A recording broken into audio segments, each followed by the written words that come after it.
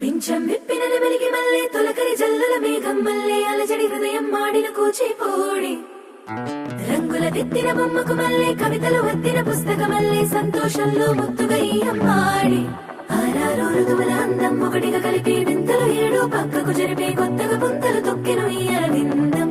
అమ్మమ్మో తాండవమాడే కృష్ణుడి నుండి వేణువ గానం తీయగ పండి రాధకు ప్రాణం ఉప్పొంగే ఆనందం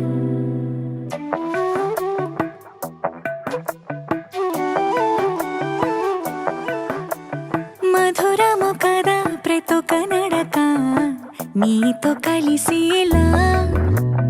తరగని కథ మనదే కనుక మనసు మురిసినిలా ఉసురేమో నాదై